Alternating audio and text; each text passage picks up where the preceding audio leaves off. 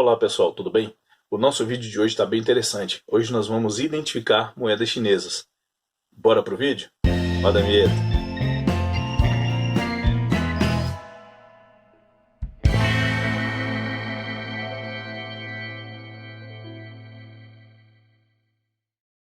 Não é bem uma aula, é quase uma instrução de como identificar essas moedas chinesas. Então pessoal, tome nota. Se precisar, imprima. Nós temos aqui o link para nossa postagem onde você pode imprimir essa tabela que nós vamos apresentar. E vamos lá, espero que você consiga aprender a identificar as suas moedas. Pessoal, como eu disse na introdução, hoje nós vamos ter um vídeo sobre identificação de datas em moedas chinesas. É uma dificuldade para muitas pessoas que gostam dessa cultura, que acham belas essas peças e elas realmente são belíssimas, e tem dificuldade em datá-las, em catalogá-las da melhor forma possível em seu acervo. Pessoal, nossos vídeos não têm caráter financeiro, ok? Nós estamos para tentar trazer para vocês informações que possam ajudá-los durante esse processo de catalogação de peças. Então, se você puder se inscrever no nosso canal, ativar o sino, você ajudará o canal a crescer e a levar mais informação para um número maior de pessoas. Vamos lá?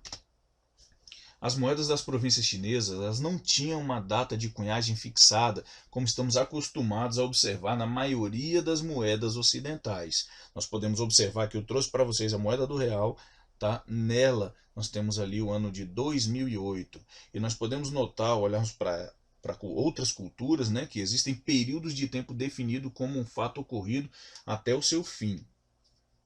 Então nós vamos voltar aqui na moeda de R$1. Como assim um fato ocorrido e até o seu fim? Todo ano nós sabemos que começa no dia 1º de janeiro e encerra no dia 31 de dezembro.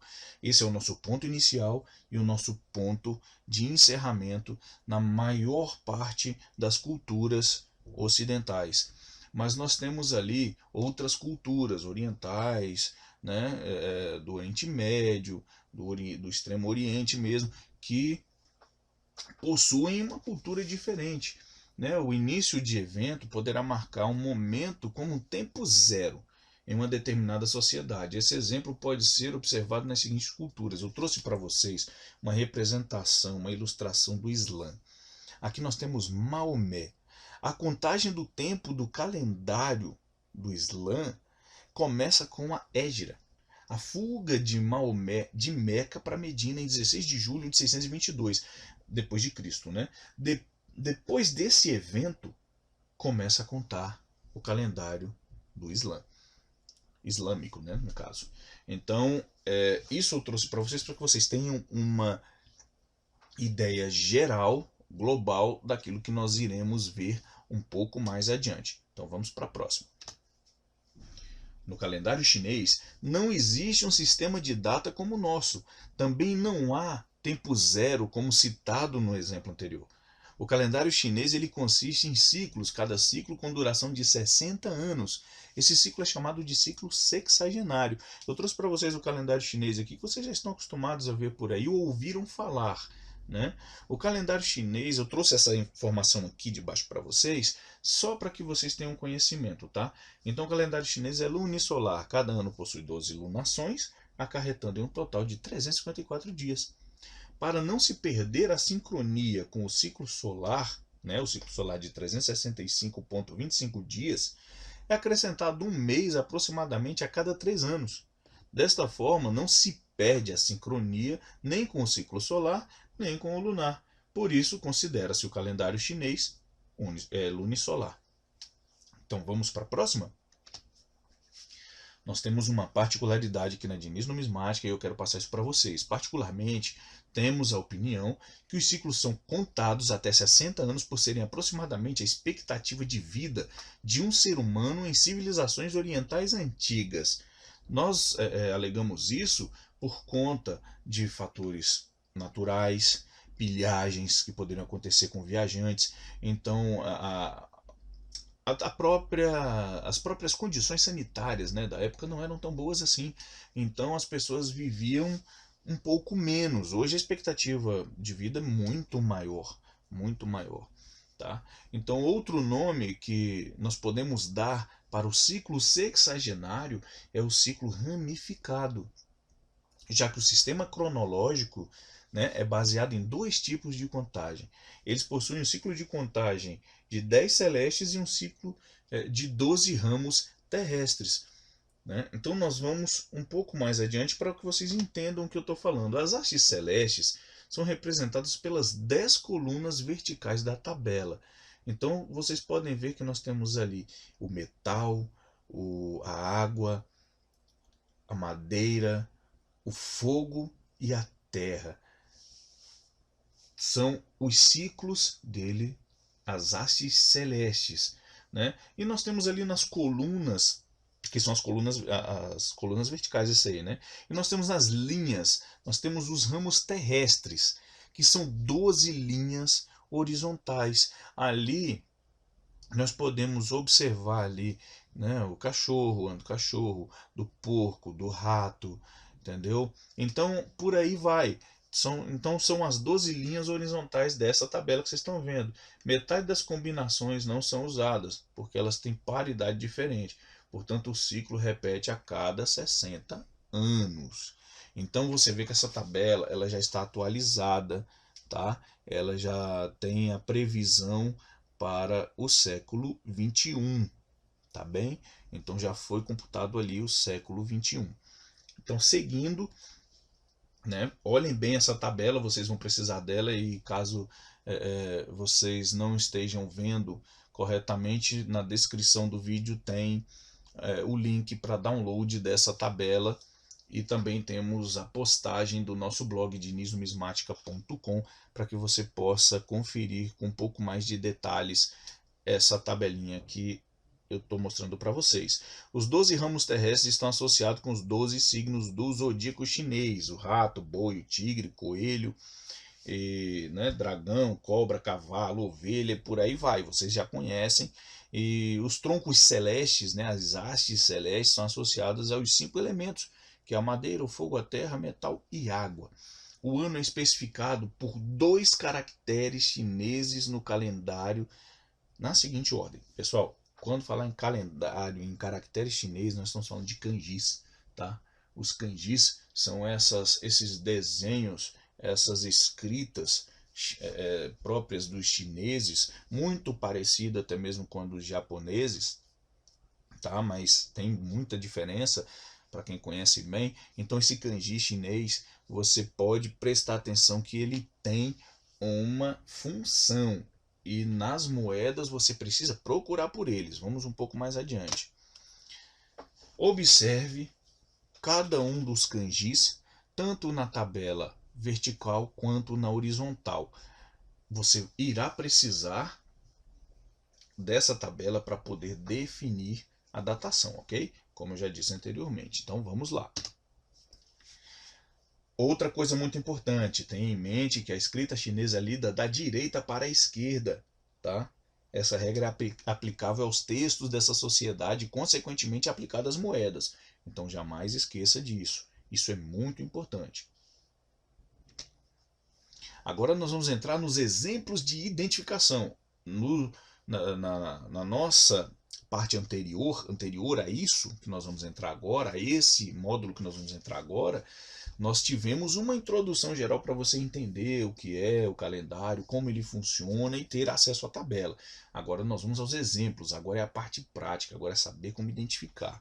Vamos lá. No primeiro exemplo, há alguns lugares típicos nas antigas moedas das províncias chinesas onde os 2 caracteres da data são especificados. Tá? Vamos começar com o lugar perto da borda da moeda, um alinhamento cruzado, mas ao centro do eixo horizontal da moeda. Tá? Então vamos ver ali que você pode observar ali onde tem o número 1 e o número 2, nós temos ali os kanjis que são fundamentais para a identificação, a datação dessa moeda. Como especificado na tabela, os caracteres nas moedas são lidos da direita para a esquerda. Tá? Onde eu coloquei ali uma hashtag 1, você pode observar o kanji que das colunas dos 10 elementos, né, que são celestes para os chineses, né, no seu calendário. Então nós temos ali o 10, água, né, que ele vai coincidir ali com o ano do coelho. Então nós sabemos ali que, de acordo com essa moeda, o ano seria propriamente dito em 1903, porque em 1843 a moeda não era assim. Então nós temos que ter um conhecimento numismático. E em 1963 a moeda também sofreria outra mudança. 2023 então nem se fala, nós não chegamos lá ainda. Então vocês podem verificar, perceber que é muito importante trabalhar com a tabela, saber o que a tabela mostra para vocês de informação, tá? Por isso eu fiz essa montagem melhor para vocês com as moedas do meu acervo, para que vocês possam verificar com uma forma mais prática a identificação. Vamos para a próxima? No segundo exemplo, e vocês podem notar uma coisa, pessoal, cada província, assim como nós, ali são artistas que abrem os cunhos das moedas. Então, cada um de nós temos uma forma diferente de escrever. A nossa caligrafia é diferente uma da outra, né? Poucas se assemelham, mas nós temos ali traços identificadores dos kanjis. Você pode ver nesse exemplo, nesse segundo exemplo, que o kanji ali, o número 1, você pode ver ali 1, está marcado com 1 em vermelho, ele não é tão idêntico na sua escrita quanto ao exemplo da tabela, mas trata-se dele. Trata-se dele porque por foto não dá para você ver direitinho, mas existem as minúcias do traço que nos fazem identificar. Então tem um trabalho gostoso de identificação, sim. Você vai precisar pesquisar, é um trabalho de pesquisa, tá bem? A identificação de moeda chinesa é gostoso por conta disso, de data, porque é um trabalho de pesquisa. E nesse segundo exemplo, o próximo lugar que observamos a incidência, né, dos caracteres de data será perto da borda da moeda, mais próximo ao topo e espaçados, né? Você pode ver que eles estão mais distantes, né? Estão mais distantes, não estão colocados próximo ao centro da moeda, no seu eixo central, como no exemplo anterior. E os caracteres são ali onde eu coloquei a hashtag 1, você pode ver que o kanji se assemelha ao fogo, tá? Então nós temos ali o ano do cavalo, né? Com a hashtag 2 ali, que eu coloquei para facilitar para vocês identificarem. E a inscrição ali, eu coloquei os dois kanjis, né? E você pode ler da direita para a esquerda, interpretado como 1906. Assim como no exemplo anterior, devo dizer para vocês que em 1846 não era esse tipo de moeda. Tá? Nós precisamos conhecer, novamente eu falo sobre isso, conhecer a história numismática. Então, supõe-se que seja uma moeda de 1906, tá bem? Por conta até mesmo da orientação do kanji, correto? Então nós temos ali um período aproximado para ela. Agora, no terceiro exemplo, outro local para a data é aproximado da borda da moeda na parte superior, destacada na moeda e menos espaçado do que no exemplo anterior. Você pode encontrá-las juntinhas, junto um do outro, nesse tipo de moeda. No caso ali, eles estão no topo. Você pode observar esses dois kanjis marcados no centro, tá? No centro da moeda, lá ao topo e mais próximo do eixo vertical central da moeda.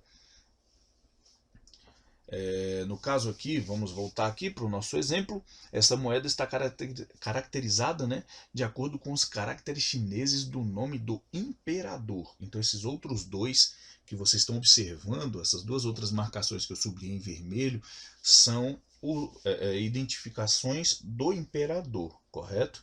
A data seria o do meio.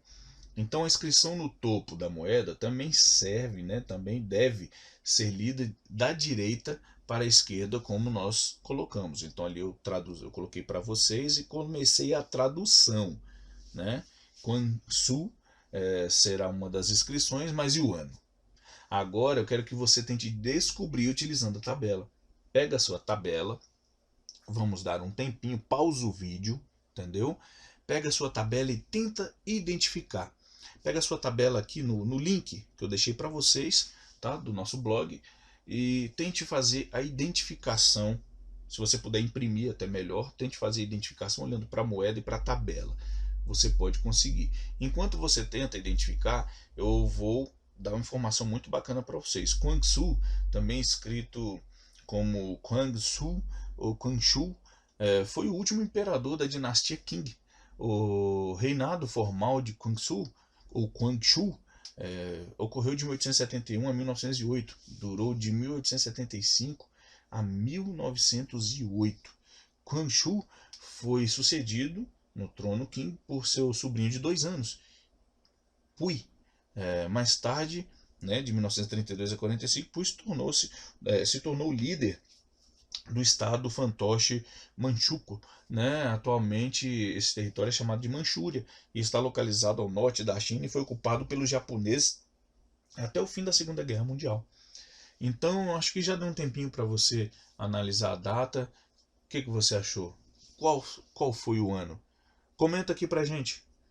Antes seja sincero, hein? Faz o comentário antes de fazer a identificação. Agora vamos ver se você acertou. Vamos lá, eu trouxe para vocês a tabela. Então nós podemos observar ali o kanji. Vamos ver se der para vocês, olha só, mais uns segundinhos para você olhar a tabela, se der para olhar legal aí no vídeo e identificar. Não precisa fazer impressão, mas caso não seja possível, vamos para a próxima. Então, tabela e moeda, duas coisas que você vai precisar, né? O ano é 1907. Se você acertou, meus parabéns. Se você não acertou, volta, assiste novamente o vídeo, lê a nossa postagem no blog, que você vai conseguir. Porque dominando isso, você vai dominar a identificação e datação das moedas chinesas. Eu trouxe para vocês porque que o ano é 1907. Nós temos ali, ao centro, como as setas estão mostrando, nós temos ali o ano, né? O animal correspondente e o elemento celeste que eles têm. Então nós temos o terrestre na horizontal e na linha vertical, né, na coluna vertical, nós temos ali o elemento celeste, que seria o fogo. Então nós temos no cruzamento dessas duas linhas, tá? No cruzamento dessas duas linhas nós temos o ano de 1907. Então, pessoal, é assim que se data moedas chinesas. Você precisa procurar? Sim, você precisa procurar. Você precisa interpretar os kanjis? Sim, você precisa interpretar.